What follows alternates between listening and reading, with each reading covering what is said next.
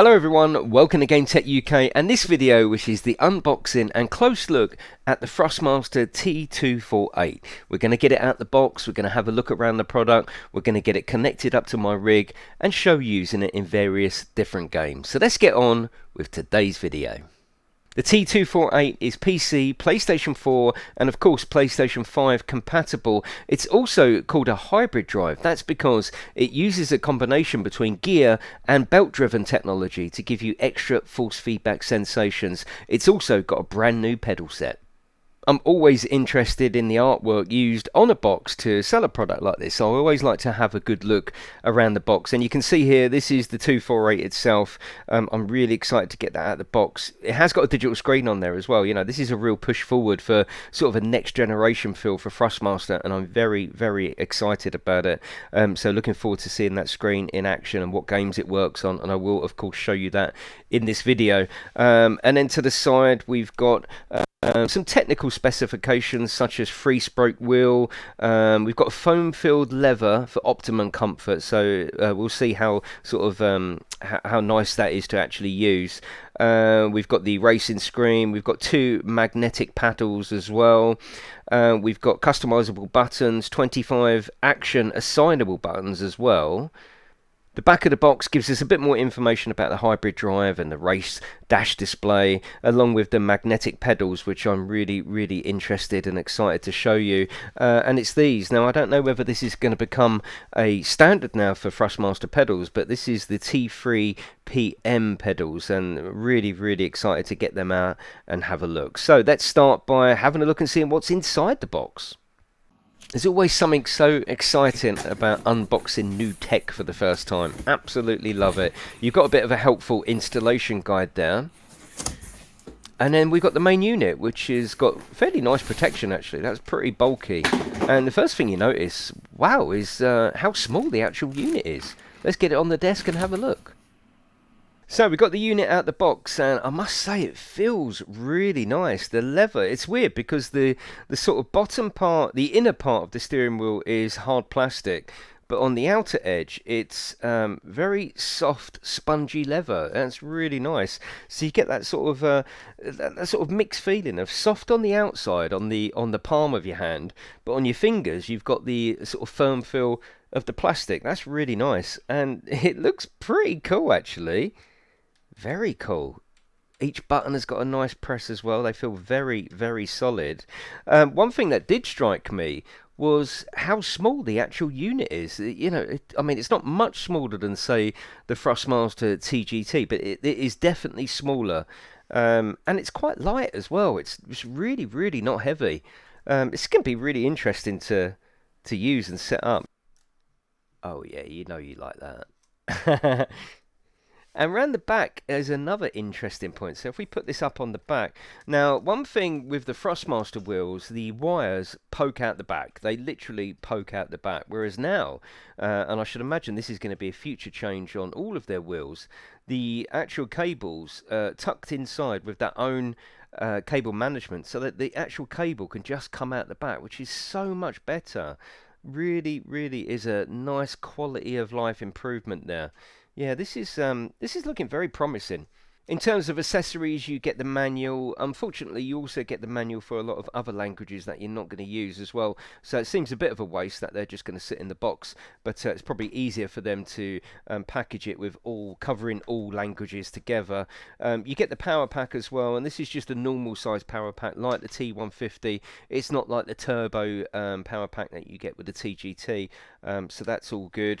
You also get the two-prong plug, but you get an adapter as well. Again, this is sort of covering all bases for a worldwide release, I imagine.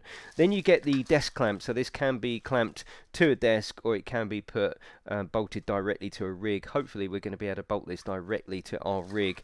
Then you've got the USB. It is USB 2 still, because there's only so much information that goes through on a steering wheel that USB 2 is more than competent of passing all that information. Plus you can use a redundant USB 2 socket on your PC, and it looks like they've gone across to USB-C as well, rather than the thicker USB, like the printer style USB that are on current models. You also get an adjustable spring for the T3PM pedals as well. This black spring, I imagine if you want a stiffer brake mod, this is the spring that you would use, and you've got the small Allen key there for you to make that adjustment. This is the T3PM pedals that you get with the T248, and it's very similar to all the other pedal sets in the Thrustmaster range, including the new load cell, apart from obviously a few differences, which is the plastic pedals and no metal sheet across the top there to protect the footplate. And like I say, the main difference being is that these are plastic, but they're thick, they're solid. You know, I don't think you're going to have any real problem with these, but the real sort of selling point of this particular pedal set is a more simpler version of the load cell pedals, and that's this brake mod, and it really does feel very, very good. It's got a lovely stiff feeling to it. I mean, if you compare these to like a normal Thrustmaster pedal with no brake mod on, you know, it's very similar to the clutch, although actually even on this pedal set the clutch is quite stiff, but with that brake mod on there, it's going to give you so much more control. And I can say that with hand on heart, since having the load cell. The load cell on a brake mod makes more difference to your racing as an improvement than any other aspect of racing I've made so far. I absolutely love the load cell. Now, if that's going to behave in exactly the same way as a load cell, and it certainly feels that way, that's going to make this sort of mid-range budget entry-level steering wheel set very, very attractive. This is the rig that the steering wheel is going to be set up on. This is my GT Amiga Prime rig. Absolutely love it. I've got the TGT2 steering wheel with the SF1000. You can see the difference in size there from what we were seeing with the T248. These are my load cell pedals. I absolutely love these, and it's going to be interesting to see the comparison with the T3PMs. Regardless of whether you're going to be playing this on PC or PlayStation, when purchasing a wheel, it's always best to go to the manufacturer's website, download the firmware updater, and update the firmware on the base unit. This will mean you've got the latest firmware with all the support and features for new games. Before I put it on the rig, I just thought I'd put it side by side so you can see the size difference with something like the TGT2 in the T248. It's very small, very sleek and compact, and also very light as well. Here we have the pedal set up to my GT Amiga rig, and you can see they're all in black. They do look really nice, especially with that red washer on the brake mod. The steering wheel also looks at home bolted up to my rig, and you can see there the LCD screen looks absolutely fantastic, especially for this price point. So let's get in and have a look at the menus you can control on the screen of the steering wheel itself.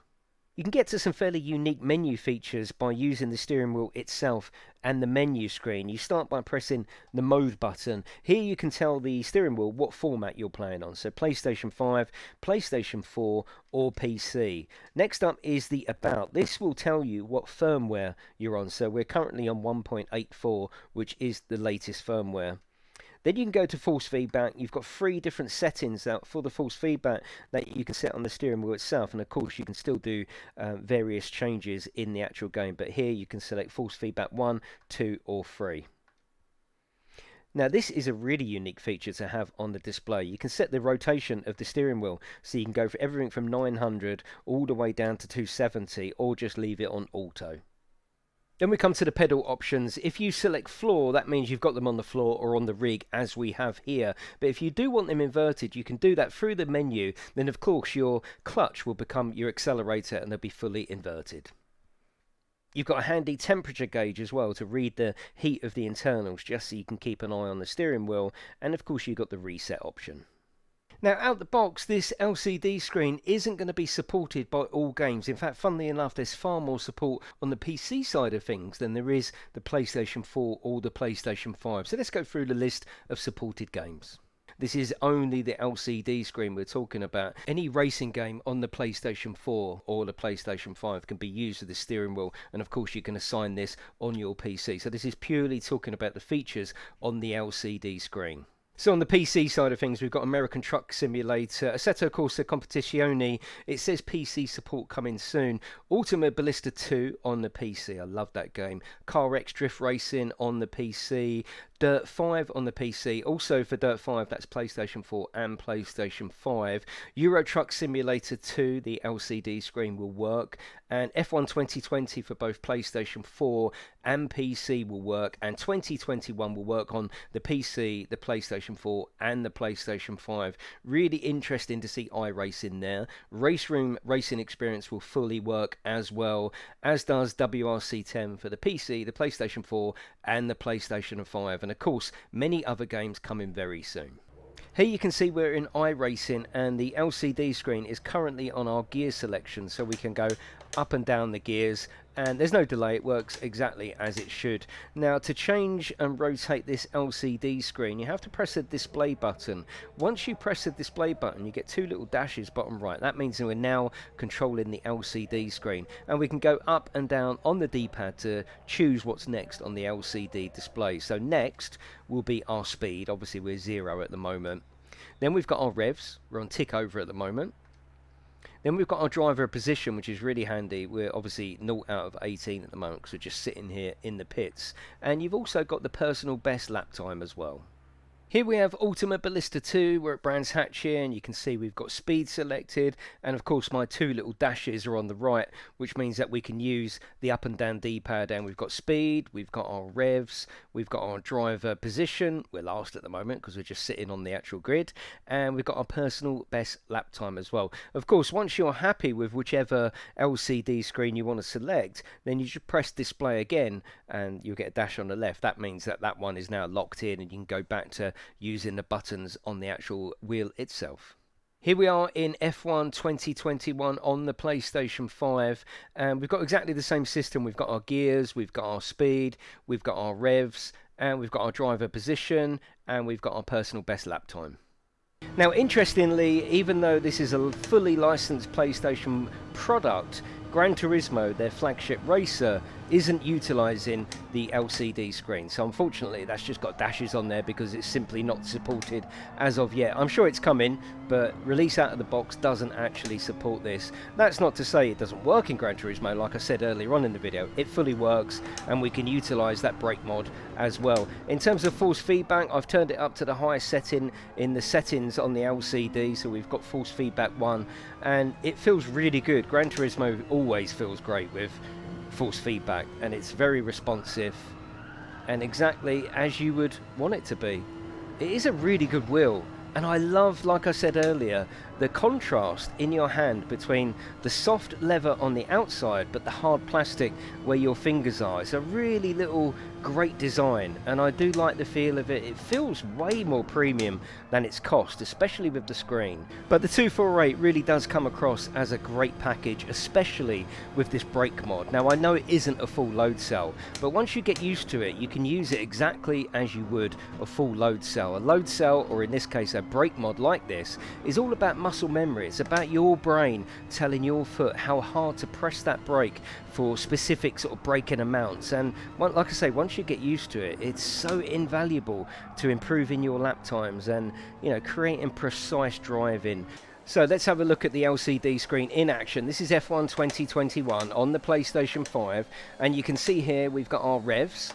So that is telling us our revs, and once you do get a screen, like I've got the SF1000, and it's surprising how much you do actually look down for information in the race. So that is our revs. Then we go down to our driver position. Then we go back to our personal lap time, but that hasn't been started yet. So now we're going to go down to our gear indicator. And back to our full speed, so it gives you our speed. So you can see it's of a lot of use in game, and it will become part of your arsenal for the information that you need as a driver to get the best out of the game. Now, if we go by the pricing that's on the Thrustmaster website, you'll see that the T150 Pro with the T3PA pedals is £249. If you compare that to the T248 at only £50 extra, I 100% think that this 248 is better value than the T150. You've got a way better pedal set, and you've got the screen, and I think personally, in my personal opinion, the leather around the steering wheel, and just as a whole, the package is a lot more premium than a T150. If you also compare that price to say a T300 RS, it's actually cheaper than the T300. I suppose the thing that you have to weigh up in your mind, the T300 has got a detachable wheel, so if you are thinking of changing the rim, you can do that on something like the T300, but you can't do that on the T248. If you have got a T300 or a T150 that you're currently happy with and you wanted to upgrade and replace your pedals with what you've seen in this video, you can also buy them separately for $199.99. If I was to mention one thing I wasn't 100% happy with, and it would just be for the sake of being picky, that is the paddles are extremely loud. That's not to say they're not great paddles, they are. They're really responsive, really tactile, but for people outside of the game, it might get a little bit annoying because they are very loud. But I've really enjoyed using this wheel over the last couple of days, and like I said at the start of the video, this really does feel, now I've been using it, like the next step, the move into next generation for Thrustmaster wheels. I love the pedal set that it comes with, I love the LCD screen, the leather feels great, the wheel as an entire package feels absolutely fantastic, and it is a recommendation as a starter wheel, as a wheel that will see you into sort of serious sim racing, both on the PlayStation 4 and the PlayStation 5 and PC. I think this is a fantastic choice that you'll be very, very happy with. Before you go, I would love it if you check out this playlist where I review all sorts of hardware, and I'll put this video here, which is a look at the brand new SF1000 Formula 1 wheel from Thrustmaster. But that is it, everyone. I hope you've enjoyed this video, and I will see you in the next one.